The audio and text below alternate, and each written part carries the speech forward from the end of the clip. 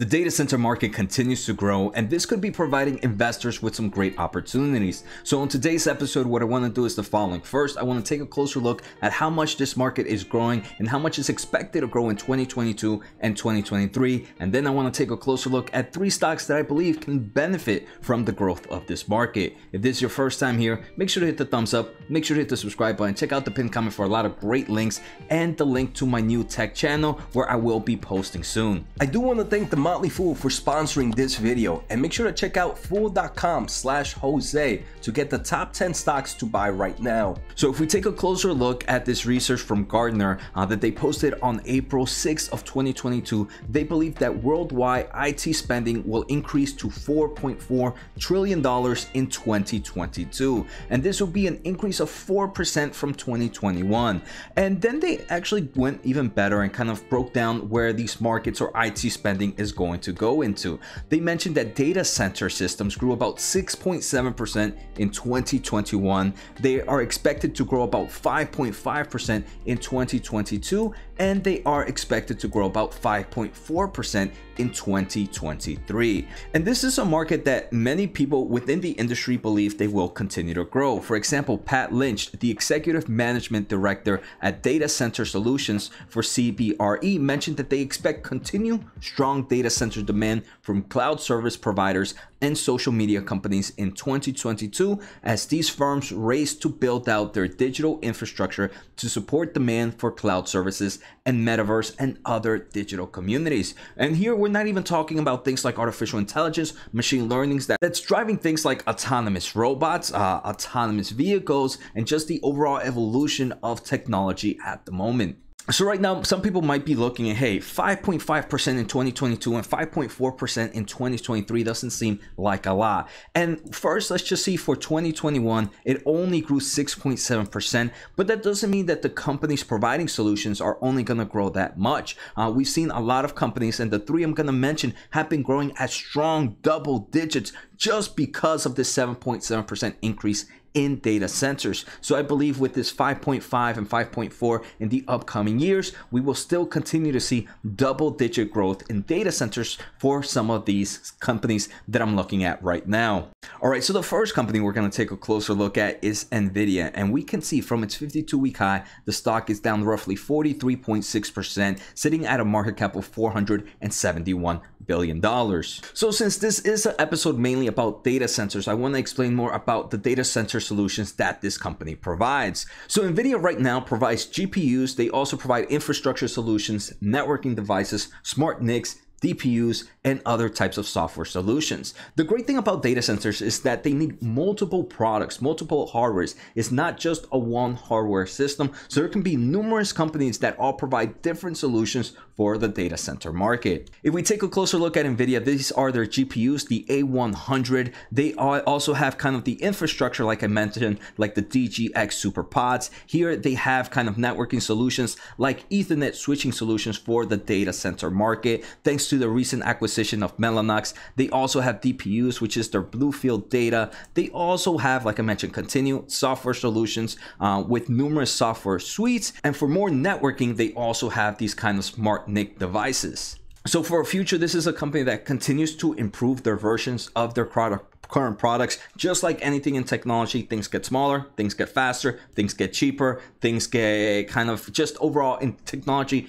improves. So every year or every other year, you kind of see a refresh of their products where kind of companies come out and buy the new products to make sure they're up to date with technology. They're also kind of increasing their product line, and they're adding CPUs into their solutions. Here we can see the Nvidia Grace, which is expected to be released in the first half of 2023. Now, if we take a closer look at how much money does this company make from data centers, that's pretty insane. In their most recent quarter, they made $3.75 billion in data center out of their total revenue being around 8.3. So roughly 45% of total revenue comes from data center alone. If we take a closer look at important notes, the company did share a lot of great insights in their earnings call transcript. For example, they mentioned that the data center grew 15% sequentially and 83% growth year over year. Revenue from hyperscale and cloud computing customers more than doubled year on year, driven by strong demand for both external and internal workloads.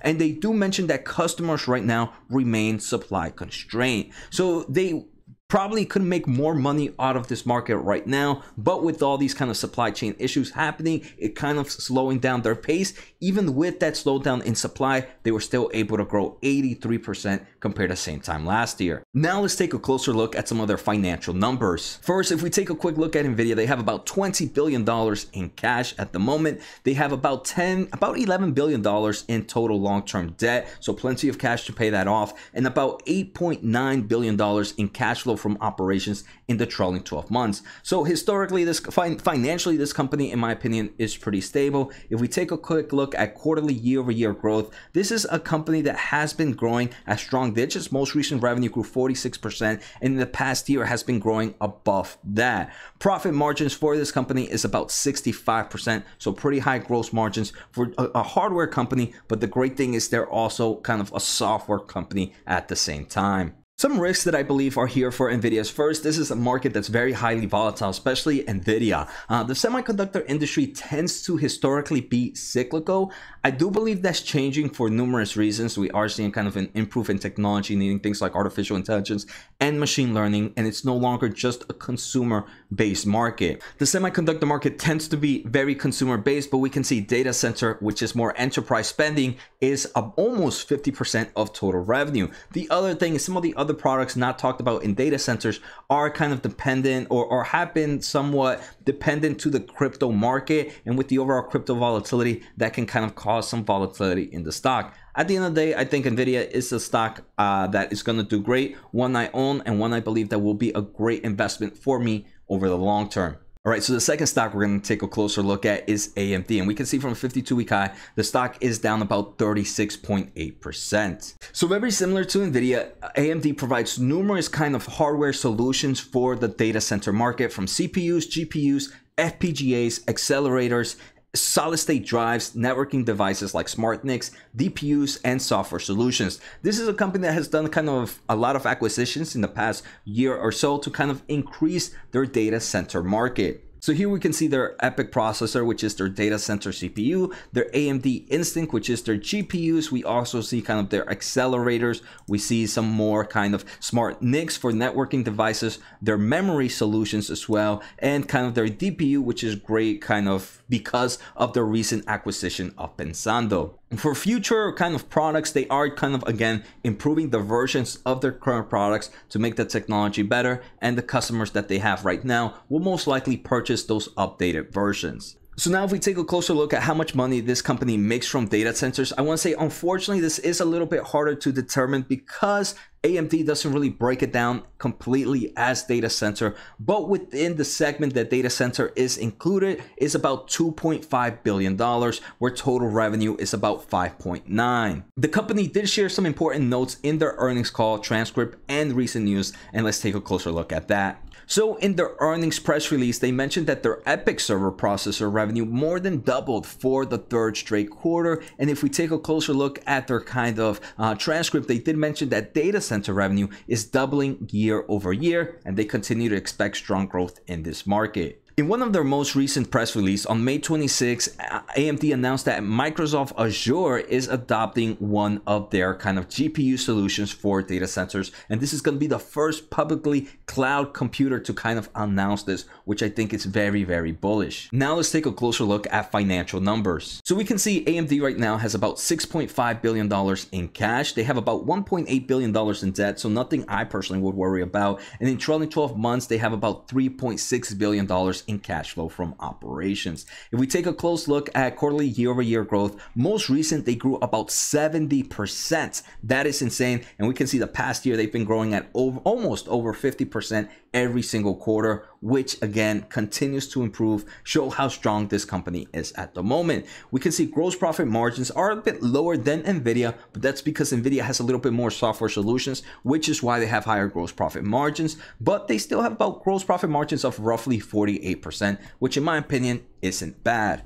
Similar to Nvidia, I do want to say some of the risks are just the overall semiconductor market tends to historically be very cyclical. Again, I don't believe this is going to be the case at the moment. We might see some form of pull down due to kind of numerous things like inflation and kind of reduction of expenses for maybe some of the IT market. But at the end of the day, I do believe the long-term thing looks good for AMD. Another one I hold in my portfolio. All right, so the third company we're going to take a closer look at is Taiwan Semiconductor Manufacturing. And then we can see from its 52-week high, the stock is down roughly 33%. And we can see with the market cap of $476 billion. So for those that are not familiar with TSM, this is a little bit different. The other two companies, they were more designer of chips. Taiwan Semiconductors might be more of a pick and axe play because it doesn't matter who provides the best solution. What Taiwan Semiconductors is, they manufacture the chips for the companies I just talked about. The great thing about manufacturing is, again, it doesn't matter who the real winner is, they're going to need their product manufacturer and they're going to come to TSM. For future growth, this is a company that it's improving their chips, right? Chips are getting smaller and that takes kind of innovation, great talent force, and kind of great products and equipment. Taiwan, it continues to invest to make sure they provide the best chips and continues to be the leader. So how much money does it make from data centers? We took a look in the most recent quarter. They made about roughly $7.18 billion in data center for a total revenue that was $17.6 billion. So they make roughly 41% of total revenue comes from their data center market segment. Again, this is a little bit harder to determine because they kind of break it as HPC. HPC has a little bit more stuff than just data center alone, but a good portion comes from there. And another thing we can see is this is a market that continues to grow. It grew 26% quarter over quarter. The company did share some important news that investors might like. For example, since this company has strong market share, and actually let's take a closer look at that. TSMC roughly manufactures 53%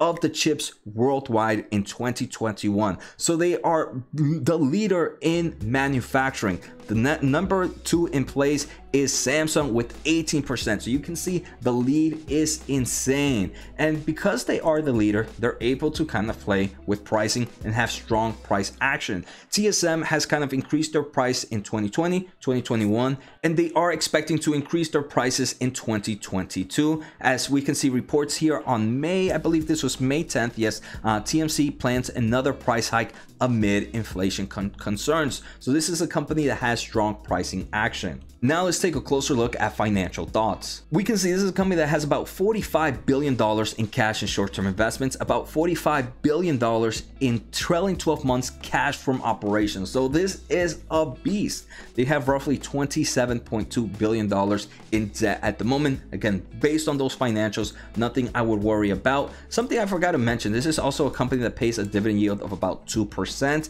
And if we take a closer look, gross profit margins are about 55.6%, and their most recent revenue growth was around 36%. And in the past month, they have been growing at least over 20%. So these are the 3 companies that I believe can do well with data center market growth at the moment. Each of them are kind of hitting different solutions, and like we mentioned, TSM is an awesome one that is more of a pick and axe play. Again, the tech market is taking quite a hit, but in the long term of things, I do believe this will be great investments for me in the long term. So take care, have a good day, and see you next time.